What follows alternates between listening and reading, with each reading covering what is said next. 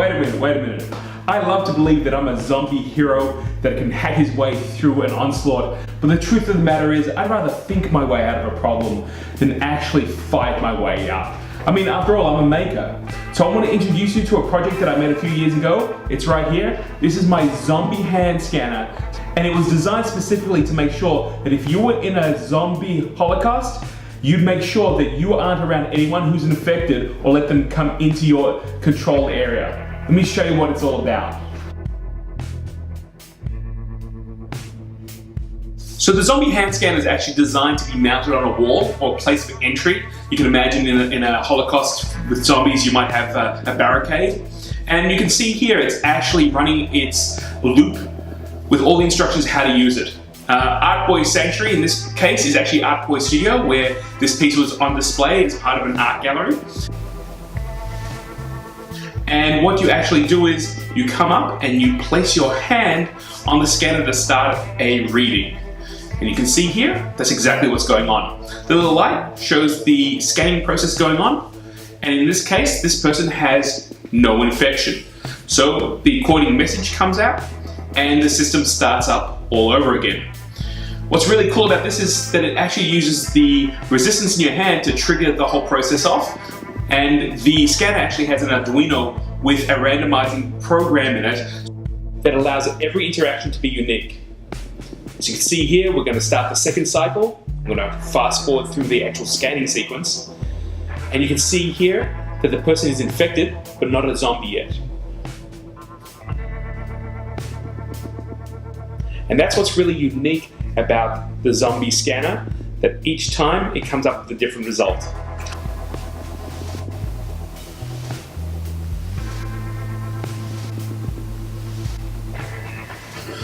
And we also have the last mode of the scanner, which, as you probably can guess, actually tells you that you have someone who's not only infected, but is about to become a zombie. And you can see here, we also have a message for the infected. Let me see if it comes up. Yeah, there you go. Please remain where you are and remain calm, of course, and that flame units are on the way. A little bit of humor there. You're a bit of an Aliens fan. Couldn't help myself. So I wanted to walk you through this project a little bit. This is a project I did before going onto YouTube, so I just took photos to document what's going on. And I got these old boxes that came out of train controllers. What we were able to do was we were able to scrap them, repurpose them, and just basically put a screen in, which is just a piece of Perspex that we laser cut. You can see here, these little modules are the LED modules, which I was able to put together. I was able to practice a lot of surface mounting with them, and they're hooked into the Arduino for a test. And here they are actually mounted within the box. We actually took 2 layers of Perspex and cut out the appropriate area. And you can see the outside of here now with the hand drawing so people would know what's going on. In this image, we've actually turned on power and actually seen what the LEDs look like. And we've added some more detail at the front there with the nuclear button.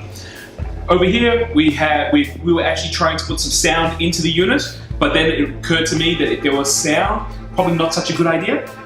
Zombies are attracted to sound, if we've learned anything from The Walking Dead.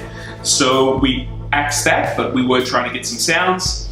And you can see here the unit all put together and just being tested. Another test shot showing where the LED is actually going to be displayed, and my computer hooked up to the unit as we were sending code to the Arduino. A little bit more, and here you can see everything put together and starting to weather the box using a little bit of blood, a little bit of stickers. I have a bit of an inside joke of always using some of the pentagrams from Alien, and here you can see Biohazard with my thumbprint. Still keen on that idea of what would happen with equipment that was left outside. So, the City of Melbourne logo, because at the time I was working for City of Melbourne, and of course City of Melbourne cares. And here you can see the final piece, just with some decoration. The blood was made out of food dye and some white glue. I found the formula online. It worked out extremely well. And you can see here the actual microphone, you know, with the idea that you'll be able to actually talk to people within the perimeter of this safe haven. And the final piece, as it is. I mentioned before that this piece was actually put into an art gallery called Art Boy. It was actually part of a zombie Holocaust display. This piece was used as part of a gallery event. Here's some images from that exhibition. It was pretty neat, actually. It was really nice to see what everyone was keying off. And as you can see, there's some real traditional paintings. There was a few dolls that were made up. But what I really gathered from this was I didn't want something that was static, which people were going to just come and take a look at. I really wanted to have something that people could interact. And the great thing about this piece was it was placed at the door, and when people came in, they actually were asked to put their hand on the unit and scan themselves during the opening, because that was safe haven. So this is actually one of the pieces that I'm really proud of. This really blends my previous career in the film industry. This is something that I would have probably made for a film if it was needed, but what I really liked about this is the fact that it is interactive, it's live. A big shout out to John Spencer and Gavin Jackson, who helped me work out all the code needed for the Arduino in this project, because it was a little bit new for me and I had just started in coding and playing with electronics. That's it. This is a project that I loved, as I mentioned before. I wanted to share it all with you. I actually created this in 2014, so this is 4 years old. It's great that it still works, and I actually use this as an example of what can come out of maker culture. The beautiful stuff about this is, this was something that I really wanted to bring to life, and I had a forum to actually do that. And thank you so much for letting me show you one of the projects that makes me proud to be a maker.